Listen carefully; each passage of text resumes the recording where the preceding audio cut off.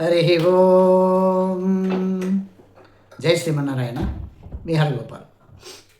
ఈరోజు మనం తెలుసుకోవాల్సిన విషయాల్లో దానం యొక్క ఫలితాన్ని గురించి తెలుసుకుందాం. ఇదివరకు వీడియోలో ఆహార వంటకాలన్నీ కూడా ఉత్తరం వైపు మాత్రమే దించాలని తెలుసుకున్నాం. దక్షిణ వైపు దించకూడదు అని అనుకున్నాం. మరి ఈరోజు మనకు గృహలక్ష్మిగా ఉండే స్త్రీలు మనకు తరతరాల పుణ్యాన్ని సంపాదించే ఒక అద్భుతమైన చిట్కా ఉంది. అది ఏంటంటే, దానం చేయని రోజు దుర్దినం అన్నారు.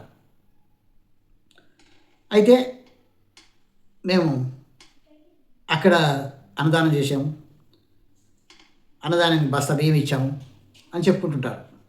మరి ఏ రోజైతే బియ్యం ఇచ్చారో ఆ రోజే దాని ఫలితం. మరి మిగతా రోజుల్లో ఫలితాలు లేవు కదా. దానం చేయని రోజు దుర్దినం అని. మరి ప్రతిరోజు దానం చేయాలంటే మనకు అందుబాటులో ఉండరు, వీలు పడదు కూడా.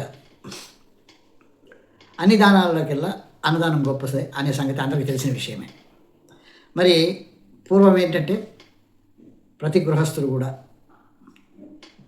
తాము భోజనం చేయాలంటే ఎవరో ఒకరు అతిథి వస్తే బాగుంటుంది, అతిథి దేవోభవ అనుకునేవాళ్ళు. అన్నదానం విషయంలో ఏమాత్రం సంకోచించేవాళ్ళు కాదు. ఎందుకంటే దాని విలువ అంత గొప్పది.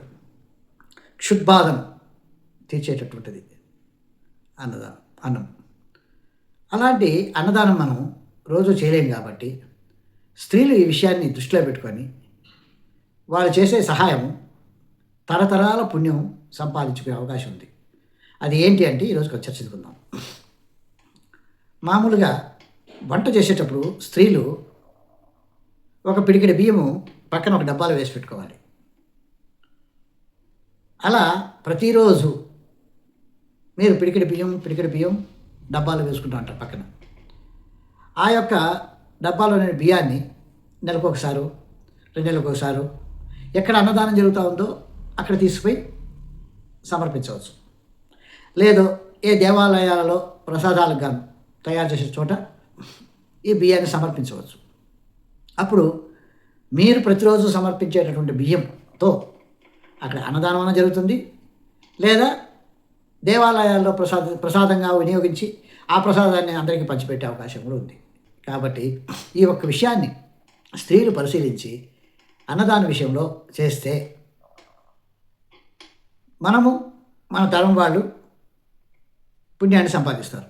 మనం అనుకుంటాం, మీ పూర్వీకులు చేసిన పుణ్యమే మిమ్మల్ని కాపాడుతుంది అని చెప్తుంటాం. మీ పూర్వీకులు చేసిన పుణ్యమే, దానమే మీ బిడ్డలకి మంచి యోగం కలిగింది అనుకుంటాం. మరి మనం చేసే దానము మన తరాల వారికి ఉపయోగపడాలంటే, పుణ్యప్రదం కావాలంటే, వాళ్ళు క్షేమంగా ఉండాలంటే మనం ఈ చిన్న విషయాన్ని పాటించి అన్నదాన విషయంలో మనం సహకరిస్తే ఎంతో మేలు చేసినట్టుంటుంది, ఎంతో పుణ్యం చేసినట్టుంటుంది. హరి ఓం. జై శ్రీమన్నారాయణ.